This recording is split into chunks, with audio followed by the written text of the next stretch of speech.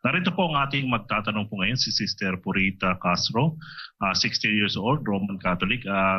Nanay po niya yung ng kapatid po dito. Brother Eli, magandang araw po. Lagi po kaming dumadalo sa mga gawain at nakikinig sa pangaral niyo po. Pero di po kami kaanib. Masasama po ba kami sa maliligtas? Brother Eli? Alam mo, kapatid na Purita, hindi ko alam hatulan kung maliligtas ka o hindi kasi hindi ko nakikita yung puso nyo. Pero ang nalalaman ko yung nasa Biblia na ayoko kayong hatulan dahil hindi ko nga alam kung ano nasa isip nyo. Bakit ayaw kayong umanib, no? Kung ang hindi nyo pag-anib ay talagang dahil ayaw nyong umanib, hindi ka maliligtas, kapatid. Kung talagang ayaw mo lang umanib. Bakit? Kasi utos ng Diyos yung pag-anib. Isa yun sa utos na dapat na sundin ng tao. Sa 12:9 ng Roma, ganito nakasulat. Ang pag-ibig ay maging walang pagpapaimbabaw. Kapuotan ninyo ang masama, makisanib kayo sa mabuti. Yung pakikisanib o pakikisama, utos yun. Akala nung iba, yung mga ibang iglesia, basta sapat na lang makinig ka ng makinig. Paano yun kung hindi ka sasama sa pagtupad? Lalabas mababaliwala. Kung nakikinig ka nung salita, paano mo tutuparin kung hindi ka aanib? Isa yung pag-anib, isa yun sa mga aral ng Diyos. Ayaw mo, kapatid. Kung talagang ayaw mo, hindi ko sinasabi na ayaw mo. Kaya nga ayaw ko sayong humatol kasi hindi ko alam kung talagang ayaw mo lang. Kasi pagka talagang ayaw mo lang, ang kahulugan nun, itinatakwil mo si Kristo. Pag ayaw mong tanggapin yung kanyang salita. Basahin natin ang Juan 12:48. Ang nagtatakwil sa akin at hindi tumatanggap sa aking mga pananalita ay mayroong isang hahatol sa kanya. Ang salitang aking sinalita ay siyang sa kanya'y hahatol sa huling araw. Ayon. Ang sabi ng Panginoong Hesus, ang nagtatakwil sa akin. Paano ba yung pagtatakwil sa kanya? Hindi tumatanggap sa aking mga pananalita. Kaya pagka hindi natin tinatanggap yung pananalita, yung aral, yung turo ng Panginoon Kristo, it is tantamount to rejecting Him. Pagtatakwil sa Kanya yon. At pagka itinakwil natin ang Panginoong Hesus sa pamamagitan ng pagtatakwil natin sa Kanyang aral, hindi po tayo maliligtas doon, kapatid. Kung talagang ayaw nyo lang dahil ayaw nyo tanggapin yung aral ni Kristo, mahirap ka pong maligtas doon kasi ang magtatakwil sa aral ay hindi po maliligtas yun. Umpisa natin sa 28. Ang magpawalang halaga sa kautusan ni Moises sa patutuo ng 2 o 3 saksi ay mamamatay na walang awa.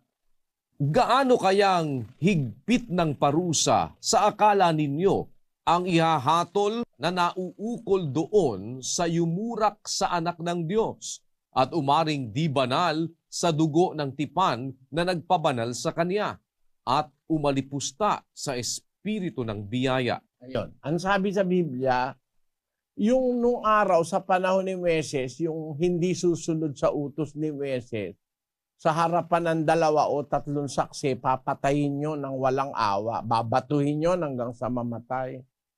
Gaano kaya ang higpit ng parusa sa akala ninyo, ang wika ni Pablo? Ang ihahatol doon sa yumuyurak sa anak ng Diyos. Yung nagtatakwil sa anak ng Diyos. Pag itinakwil kasi natin ang Panginoon Kristo, ay tinatakwil natin ang Diyos. Paano tayo maliligtas? Basahin natin ang 16 ng Lucas. Ang nakikinig sa inyo ay sa akin nakikinig, at ang nagtatakwil sa inyo ay ako ang itinatakwil, at ang nagtatakwil sa akin ay itinatakwil ang sa akin nagsugo. Ang nagsugo kay Kristo ang amang Diyos ng langit.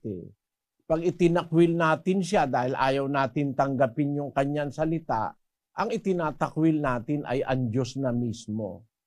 Paano ka kaya maliligtas, kapatid, kung parang tinatakwil mo ang Diyos dahil ayaw mong tanggapin yung kanyang salita?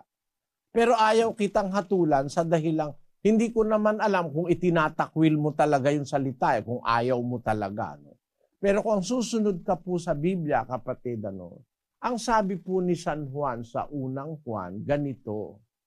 Sabi niya sa mga kapatid nung unang siglo, sa 3:18. Mumunti kong mga anak, huwag tayong magsiibig ng salita, ni ng dilaman, kundi ng gawa at katotohanan. Hindi naman tunay na pag-ibig yung salita lang. Meron mga tao kasi, mahal ko ang Diyos, mahal ko ang Diyos, I love you, Lord, etc. Kakanta pa. Pero ang sabi po ng Biblia, huwag tayong iibig sa salita kahit sa dila man, kundi ng gawa at katotohanan. Kailangan yung salita ng Diyos, ginagawa yun, isinasagawa, isinasabuhay, tinatanggap. At pagka tinanggap yun, maaanib ka. Kasi ang nakasulat sa Biblia, aanib ka doon sa mabuti na nakilala mo. Pagka ayaw mong umanib, parang pagtatakwil yon. At meron pong babala ang Diyos doon. Sa 1:24 ng Kawikaan, ganito nakasulat. Sapagkat ako'y tumawag at kayo'y tumanggi, aking iniunat ang aking kamay at walang makinig, kundi inyong iniuwi sa wala ang buo kong payo, at hindi ninyo inibig ang aking saway. Ako naman ay tatawa sa kaarawan ng inyong kasakunaan. Ako'y manunuya pagka ang inyong takot ay dumarating, pagka ang iyong takot ay dumarating na parang bagyo, at ang inyong kasakunaan ay dumarating na parang ipo-ipo, pagka ang hirap at hapis ay dumating sa inyo. Kung magkagayoy, tatawag sila sa akin, ngunit hindi ako sasagot. Hahanapin nila akong masikap, ngunit hindi nila ako masusumpungan, sapagkat kanilang ipinagtanim ang kaalaman at hindi pinili ang takot sa Panginoon. Ayon, maliwanag, kapatid, yun. Sabi ng Diyos, tumawag ako, tumanggi kayo. Nagtakwil kayo. Inyunat ko yung aking kamay, ayaw kayong makinig. Inuwi nyo sa wala ang buo kong payo. Hindi nyo inibig ang aking saway. Ako naman ang tatawa pagka ang inyong kasakunaan dumarating na. Pagka ang kasakunaan mo darating na parang ipo-ipo at saka ang hirap at ang hapis ay dumating sa inyo, tatawag kayo sa akin, hindi na ako sasagot, sabi ng Panginoon. Yun ang warning ng Diyos. Pag hindi tayo tumugon sa kanyang tawag, pag hindi natin siya sinunod ang kanyang salita, darating ang araw ng kanyang paghihiganti sa tao. Yun yung kasunod na talata dun sa binasa natin kanina.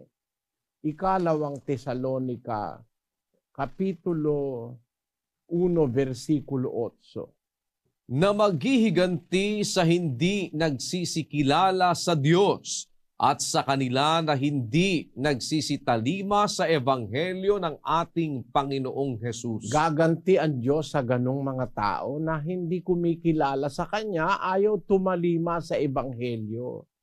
Kaya yung salita po ng Diyos nasa Biblia para sundin natin.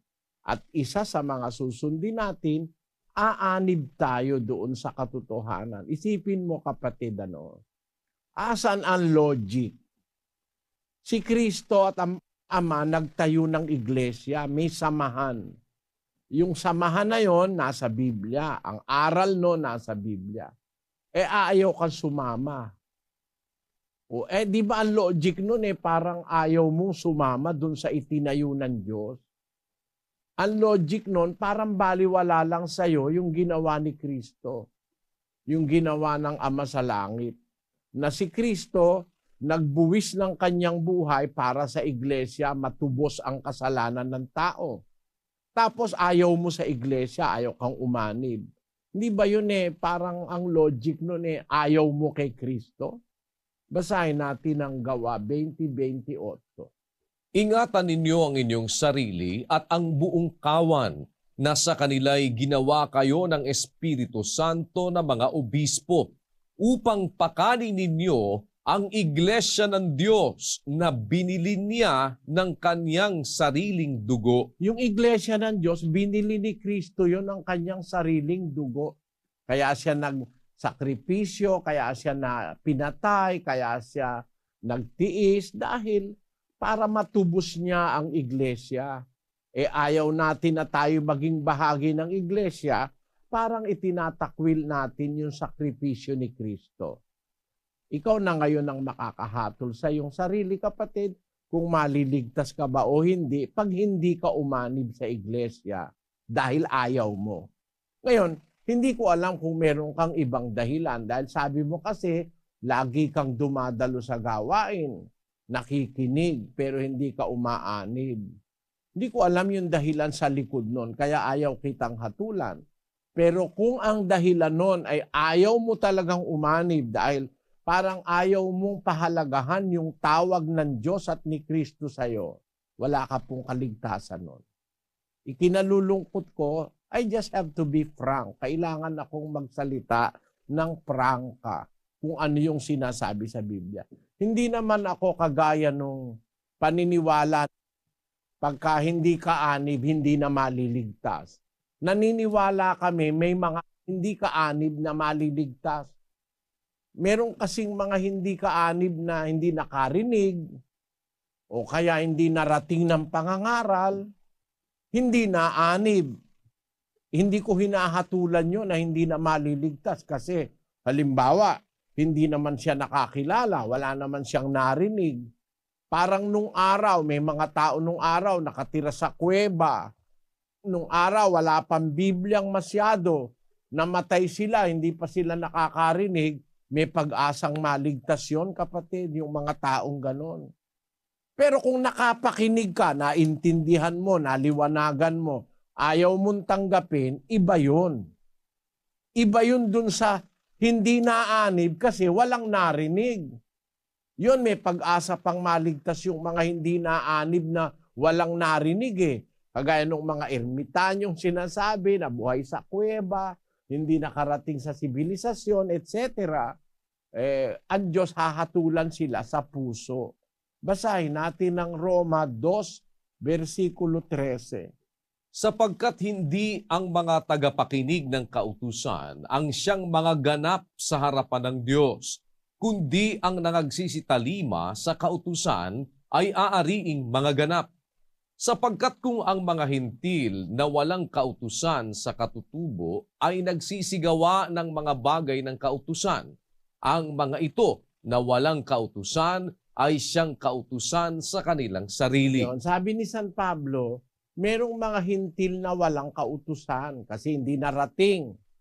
Ang mga hintil yun yung mga taong walang kilalang Diyos.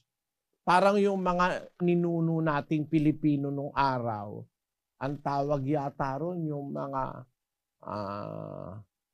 mga ita, yung hindi narating ng aral ni Kristo yun May pag-asa yun. Kasi kung yung mga hintil ang wika, walang kautusan sa katutubo, nagsisitalima naman sa bagay ng kautusan, di naman sila gumagawa ng kasamaan.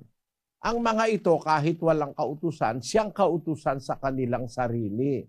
Na, ang sabi sa 15, na nangagtatanyag ng gawa ng kautusang nasusulat sa kanilang puso, na pinatototohanan ito pati ng kanilang budhi. Ayun. Ang tao kasi sinusulatan ng Diyos ng kabutihan sa budhi, sa puso.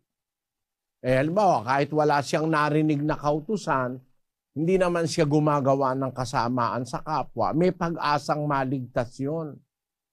Kung nasa labas ka, dahil hindi ka nakapakinig, ng aral, hindi ka narating. Pero gumagawa ka naman nung nasa puso mong kabutihan, maliligtas ka. Yun ang sabi ni Pablo. Yung mga hintil na walang kautusan sa katutubo, kung gumagawa ng bagay ng kautusan, ang mga ito aariing ganap ito. Sabi ni Pablo. Kasi hindi naman yung nakikinig ang aariing ganap kundi yung tumutupad sa kautusan. Nakapakinig ka man, hindi mo naman ginanap, wala ka rin kaligtasan. Pero yung hindi nakapakinig, hindi naman lumalabag sa kautusan, gumagawa naman ng kabutihan, may kaligtasan yun. Sa'yo, hindi ko pwedeng i-apply ito, kapatid na purita, kasi sabi mo, nakikinig ka na kung ikaw lang hindi nakapakinig, tapos tatanong sa akin ng anak mo na ang nanay ko po ba may kaligtasan, maaaring isagot ko, meron pagka mabuti siya. At kahit wala siyang nalamang aral, maaari siyang maligtas. Pero sabi mo kasi nakikinig ka na, dumadalo ka na, pero hindi ka umaanib, ibang sitwasyon yon. Sana naunawaan mo yung sagot ko, kapatid. Yung walang napakinggan, pero hindi naman gumagawa ng kasamaan sa kapwa, maaaring maging dapat sa Diyos yon. Pero kahit ikaw ay makinig ng makinig, pero hindi mo tinutupad, hindi ka po maliligtas. Yun po ang tamang sagot sa inyong tanong. Kayo na po ang bahalang humatol sa inyong sarili, kapatid na purita. Salamat, Brad Eli.